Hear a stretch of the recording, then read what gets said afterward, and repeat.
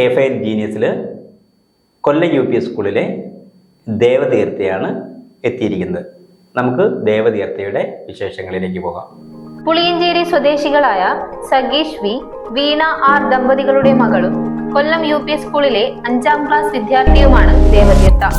വായനയിലും നൃത്തത്തിലും കഴിവ് തെളിയിച്ച ഈ കൊച്ചുമിടുക്കിക്ക് K5 ജീനിയസ് വേദിയിലേക്ക് സ്വാഗതം.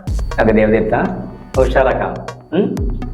അപ്പം ദേവതീർത്ഥയോട് ഞാൻ ആദ്യത്തെ ചോദിച്ചു വെച്ചാലോ, ഉഷാറല്ലേ?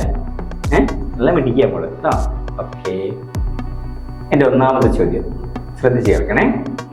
കേരളത്തിൽ ഏറ്റവും കൂടുതൽ കടൽ തീരമുള്ള ജില്ല ഏതാണ്? കടൽ തീരമുള്ള ജില്ല കണ്ണൂർ.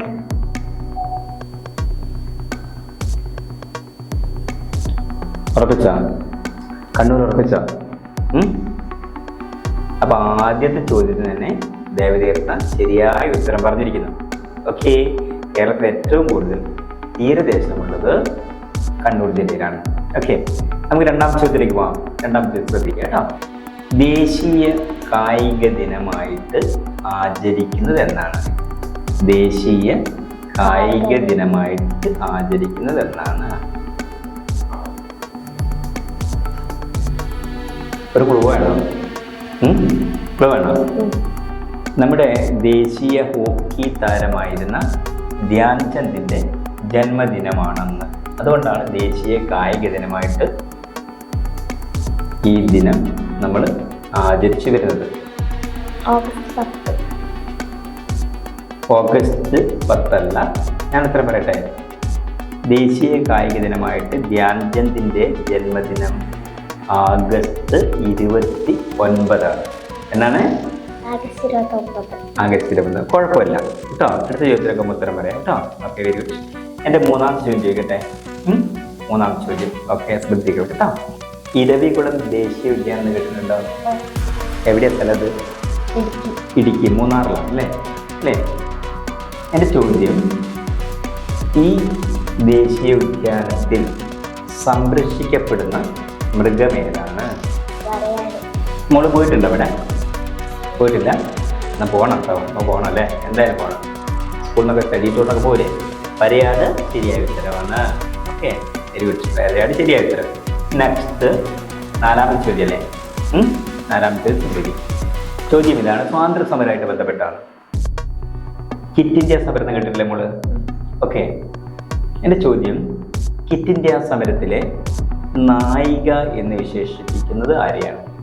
കിറ്റ് ഇന്ത്യ സമരത്തിലെ നായിക എന്ന് വിശേഷിപ്പിക്കുന്നത് ആരെയാണ്? ഒക്കെ അറിയില്ലല്ലോ, ഉറപ്പല്ലേ? അറിയില്ലെന്ന് ഉറപ്പാണോ? ഞാൻ പറയട്ടെ. അരുണ ആസിഫ് അലി എന്ന് കേട്ടിട്ടുണ്ടോ? കേട്ടിട്ടില്ല? ഒരു പുതിയ അറിവാണ് നമുക്ക് അല്ലേ? കിറ്റ് ഇന്ത്യ സമരത്തിലെ നായിക എന്ന് വിശേഷിപ്പിക്കുന്നത് അരുണ ആസിഫ് അലിയാണ്. ഓക്കെ, ശരി. എൻ്റെ എത്രാമത്തെ ചോദ്യനെ?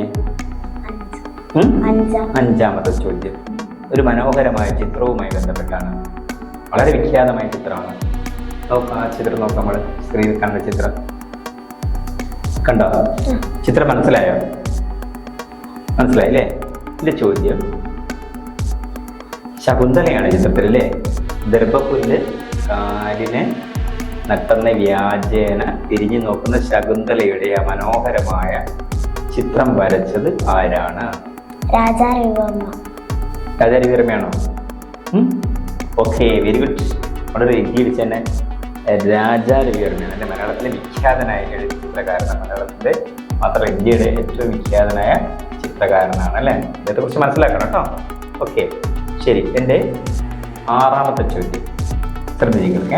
ആറാമത്തെ ചോദ്യം, ഒരു തെരുവിൻ്റെ കഥ, ഈ നോവൽ എഴുതിയത് ആരാണ്? എസ് കെ പൊറ്റക്കാട് ശരിയായ ഉത്തരാണ്. ഏത് തെരുവിൻ്റെ കഥയാണ് പറഞ്ഞത് അറിയാം? Okay, very good. മുട്ടായി തെരുവിൻ്റെ കഥയാണ് പറഞ്ഞത്. മുട്ടായി തെരുവിലേക്ക് നോക്കി നിൽക്കുന്ന എസ് കെ പൊറ്റക്കാടിൻ്റെ ഒരു അർദ്ധകായ പ്രതിമയുണ്ട് അവിടെ. കണ്ടിരുന്നോ? അതിൽ പോയിരുന്നോ? അവിടെയാണല്ലേ? നമ്മളിനി പോയി കാണണം കേട്ടോ. Okay, very good. എൻ്റെ ഏഴാമത്തെ ചോദ്യം ശ്രദ്ധിക്കുക കേട്ടോ. ഞാനൊരു പ്രസ്താവന പറയാം. ഇതാരാണ് പറഞ്ഞതെന്നാണ് പറയേണ്ടത്. ആ പ്രസ്താവന എങ്ങനെയാണ്? സ്വാതന്ത്ര്യം എൻ്റെ ജന്മാവകാശമാണ്, അത് ഞാൻ നേടിയെടുക്കുക തന്നെ ചെയ്യും. സ്വാതന്ത്ര്യം എൻ്റെ ജന്മാവകാശമാണ്, അത് ഞാൻ നേടിയെടുക്കുക തന്നെ ചെയ്യും എന്ന് പറഞ്ഞത് ആരാണ്? ഗാന്ധിജി. ഗാന്ധിജി അല്ല. സുഭാഷ് ചന്ദ്രബോസ്. ഗാന്ധിജിയും സുഭാഷ് ചന്ദ്രബോസും അല്ല. ഉത്തരം ഞാൻ പറയട്ടെ. ബാലഗംഗാധര തിലകനാണ് ഇങ്ങനെ പറഞ്ഞ ആ മഹാനായിട്ടുള്ള സ്വാതന്ത്ര്യ സമരസേനാനി. ആരല്ല. നമുക്ക് അടുത്ത ചോദ്യത്തിലേക്ക് പോവാം. അടുത്ത ചോദ്യം ഒരു സിനിമാ ഗാനമാണ്. ആ സിനിമാ ഗാനം എനിക്കറിയും പോലെ ഞാൻ പാടും. അതുമായിട്ട് ബന്ധപ്പെട്ട ചോദ്യം ഉണ്ടാകാം. എളുപ്പമുള്ള ചോദ്യമാണ് കേട്ടോ. ഓക്കെ. കാറ്റേ കാറ്റേ നീ പൂക്കാമരത്തില് പാട്ടും മൂളി വന്നു, പാട്ടും മൂളി വന്നു, ഞാലിപ്പൂങ്കദളി വാഴത്തോട്ടിൽ താനേ നിറഞ്ഞു, താനേ നിറഞ്ഞു. കേട്ടിട്ടില്ലേ പാട്ട്? മോള് കേട്ടിട്ടുണ്ടോ? ഈ പാട്ട് പാടിയത് ആരാണ്? ഈ പാട്ട് പാടിയത് ആരാണ്? വൈക്കം വിജയലക്ഷ്മി. ശരിയായ ഉത്തരമാണ്. വൈക്കം വിജയലക്ഷ്മിയാണ്. അതുപോലെ തന്നെ അവരെ കൂടെ പാടിയിരുന്നത് ആരാണ്? ശ്രീറാമാണ്. ഓക്കെ. എൻ്റെ 9ാമത്തെ ചോദ്യം ചോദിക്കട്ടെ. കായികവുമായി ബന്ധപ്പെട്ടാണ്. മലയാളിയായിട്ടുള്ള ഒരു അതിപ്രശസ്തയായിട്ടുള്ള ഓട്ടക്കാരി, അവരിപ്പം ഇന്ത്യൻ ഒളിമ്പിക്സ് അസോസിയേഷൻ്റെ പ്രസിഡന്റാണ്. അവരുടെ പേരെന്താണ്? പി.ടി. ഉഷ. ശരിയായ ഉത്തരം. ഒരു വിശ്വം. എൻ്റെ 10ാമത്തെ ചോദ്യം. മനുഷ്യ ശരീരത്തിൽ ഏറ്റവും കൂടുതൽ കാണപ്പെടുന്ന ലോഹം ഏതാണ്? അറിയോ? ഞാൻ നമുക്കൊരു ക്ലൂ തരാം. നമ്മുടെ എല്ലിനെയും പല്ലിനെയും ഒക്കെ സംരക്ഷിക്കപ്പെടുന്ന ലോഹമാണ്. ഏതാണ് ലോഹം? അറിയില്ല. കാൽസ്യാണ് അല്ലേ? നമ്മൾ പറയില്ലേ കാൽസ്യം നല്ലോണം വേണം, കാൽസ്യം നല്ലോണം വേണം, എങ്കിലേ എല്ലും പല്ലും ഒക്കെ നല്ല ശക്തിയുള്ളതാവും എന്നൊക്കെ പറയാറില്ലേ? ലോഹമല്ലേ കാൽസ്യം അല്ലേ? അപ്പം കാൽസ്യമാണ്. 10 ചോദ്യം ചോദിച്ചു. അതിന് മോള് നന്നായിട്ട് പെർഫോം ചെയ്തു. പക്ഷെ 6 മാർക്കാണ് നമുക്ക് കിട്ടിയെന്നാണ് ഞാൻ മനസ്സിലാക്കുന്നത് അല്ലേ? അപ്പോൾ 6 മാർക്ക് നമുക്ക് 2ാം റൗണ്ടിലേക്ക് പോവില്ല. പക്ഷെ എന്നാലും മോൾ 5ാം ക്ലാസ്സിന് ഇത്രയും നന്നായി പെർഫോം ചെയ്തില്ലേ? ഇടിക്കുകയാണ് കേട്ടോ. ഇനിയും നമുക്ക് എന്ത് ചെയ്യാം? അടിപൊളിയായിട്ട് ഇനി ഇതിൽ തന്നെ നമുക്ക് വരാം കേട്ടോ. ഓക്കെ. ഏതായാലും 1ാം റൗണ്ടിൽ മോൾ നല്ല പെർഫോമൻസ് കാഴ്ചവെച്ചിട്ട് മോള് മിടിമിടിക്കുകയാണ്. ഇനി ഒരുപാട് മത്സരത്തിൽ പങ്കെടുക്കണം. നന്നായിട്ട് പഠിക്കണം കേട്ടോ. ഓക്കെ.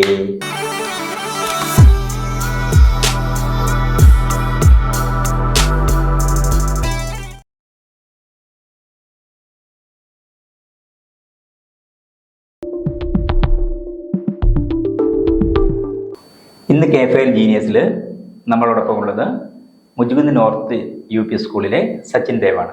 നമുക്ക് സച്ചിൻ ദേവിന്റെ വിശേഷങ്ങളിലേക്ക് പോകാം. മുജുകുന്ന് സ്വദേശികളായ സുധീഷ് BK, വനില V ദമ്പതികളുടെ മകനും മുജുകുന്ന് നോർത്ത് UP സ്കൂളിലെ 6ാം ക്ലാസ് വിദ്യാർത്ഥിയുമാണ് സച്ചിൻ ദേവ്. ചിത്രരചനയിലും ബാഡ്മിന്റണിലും കഴിവ് തെളിയിച്ച ഈ കൊച്ചുമിടുക്കന് KFL ജീനിയേഴ്സ് വേദിയിലേക്ക് സ്വാഗതം. ഓക്കെ സച്ചിൻ ദേവ്, നമുക്ക് തുടങ്ങാം. സന്തോഷല്ലേ?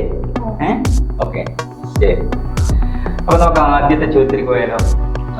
ഓക്കെ. മോൻ ഹരിത വിപ്ലവം എന്ന് കേട്ടിട്ടുണ്ടോ? ഓക്കെ. ഹരിത വിപ്ലവത്തിന്റെ ഭാഗമായിട്ട് അത് ഇംപ്ലിമെന്റ് ചെയ്തപ്പോൾ, നടപ്പിലാക്കിയപ്പോൾ ഏറ്റവും കൂടുതൽ വിളകൾ വർദ്ധിച്ചിട്ടുണ്ട് അല്ലേ? ഹരിത വിപ്ലവത്തിന്റെ ഭാഗമായിട്ട് ധാന്യങ്ങൾ അല്ലെങ്കിൽ വിളകൾ വർദ്ധിപ്പിക്കാൻ വേണ്ടി ഉണ്ടാക്കിയ പദ്ധതിയാണ്. ഈ പദ്ധതിയിലൂടെ ഏറ്റവും കൂടുതൽ ധാന്യം വർദ്ധിച്ചിട്ടുണ്ട് അല്ലേ? അതിൽ ഏറ്റവും കൂടുതൽ ധാന്യം വർദ്ധിച്ചത് ഏത് വിളയാണ്? ഗോതമ്പ്. Okay, very good. ഗോതമ്പാണ് അല്ലേ? ഏറ്റവും കൂടുതൽ വിള വർദ്ധന വന്നത് ഗോതമ്പിനാണ്. ഓക്കെ, നമുക്ക് 2ാം സ്റ്റെപ്പിലേക്ക് പോയാലോ? ഓക്കെ, രണ്ടാമത്തെ ചോദ്യം. മലയാള സാഹിത്യത്തിലെ ഒരു കവിതയെക്കുറിച്ചാണ് ഞാൻ പറയുന്നത്.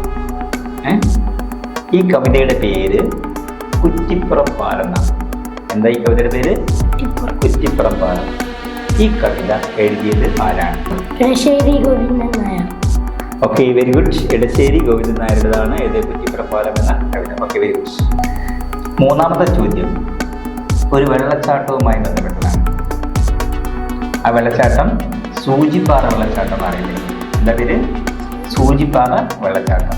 എൻ്റെ ചോദ്യം, സൂചിപ്പാറ വെള്ളച്ചാട്ടം ഏത് ജില്ലയിലാണ്? വയനാട്. അടുത്ത നാലാമത്തെ ചോദ്യം അല്ലേ? അപ്പോൾ നാലാമത്തെ ചോദ്യത്തിലേക്ക് പോയാലോ? ഓക്കെ, ഞാനൊരു മോനൊക്കെ കേട്ട് നല്ല പരിചയമുള്ള ഒരു സിനിമാ പാട്ടാണ്. എനിക്കറിയപ്പോലെ ഞാൻ പാടാം. ആ സിനിമാ പാട്ട് ഏത് സിനിമയിലാണ് നമ്മൾ പറയേണ്ടത്?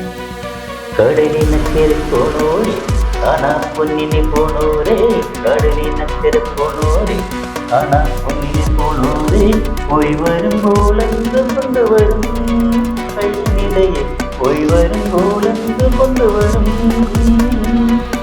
കേട്ടിട്ടുണ്ടോ? എൻ്റെ ചോദ്യം, ഇത് ഏത് സിനിമയിലെ പാട്ടാണ്? ചെമ്മീൻ. Okay, very good. ചെമ്മീനിലെ പാട്ടാണ് അല്ലേ? നമുക്കറിയാം തകഴിയുടെ ചെമ്മീന് ഒരുപാട് സവിശേഷതകളുള്ള സിനിമയാണ് അല്ലേ?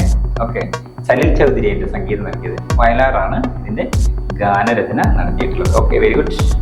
നെക്സ്റ്റ് അഞ്ചാമത്തെ ചോദ്യം അല്ലേ? അഞ്ചാമത്തെ ചോദ്യത്തിലേക്ക് പോയാലോ? എന്താ സ്ക്രീനിൽ കാണുന്ന ഒരു ചിത്രം കണ്ടില്ലേ? ഓക്കെ, ആ ചിത്രം ഒരാളുടെ അന്ത്യവിശ്രമ സ്ഥലമാണ്.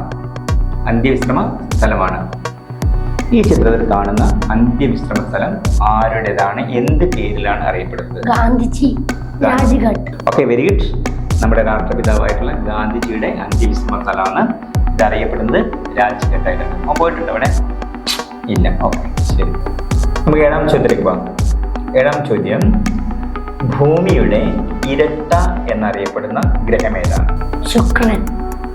ശരിയായ ഉത്തരം, ഭൂമിയുടെ ഇരട്ട എന്നറിയപ്പെടുന്ന ഗ്രഹം ശുക്രനാണ് അല്ലേ? നമുക്ക് അടുത്ത ചോദ്യം ചോദിക്കാം. എട്ടാമത്തെ ചോദ്യം അല്ലേ? എൻ്റെ ചോദ്യം ഇതാണ്, ബർദോളി ഗാന്ധി എന്ന വിശേഷണത്തിൽ അറിയപ്പെടുന്ന വ്യക്തി ആരാണ്? ബർദോളി ഗാന്ധി എന്ന വിശേഷണത്തിൽ അറിയപ്പെടുന്ന വ്യക്തി ആരാണ്?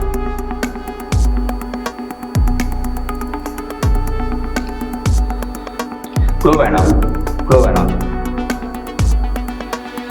ക്ലൂ ഇന്ത്യയിൽ ഇദ്ദേഹത്തിൻ്റെ പ്രതിമയാണ് ഏറ്റവും ഉയരം കൂടിയത്. സർദാർ വല്ലഭായ് പട്ടേൽ.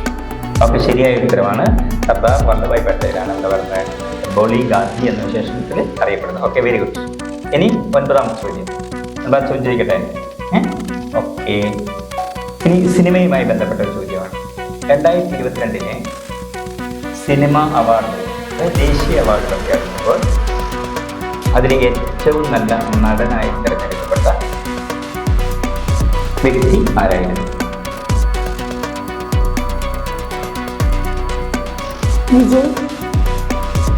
വിജയ് അല്ല, കാന്താര എന്ന സിനിമയിലെ ഋഷഭ് ഭട്ടാണ് 2022 ഏറ്റവും നല്ല നടനായിട്ട് തിരഞ്ഞെടുക്കപ്പെട്ടത്. ഓക്കെ, അശ്വിൻ ദേവിനോടുള്ള എൻ്റെ അവസാനത്തെ ചോദിക്കട്ടെ?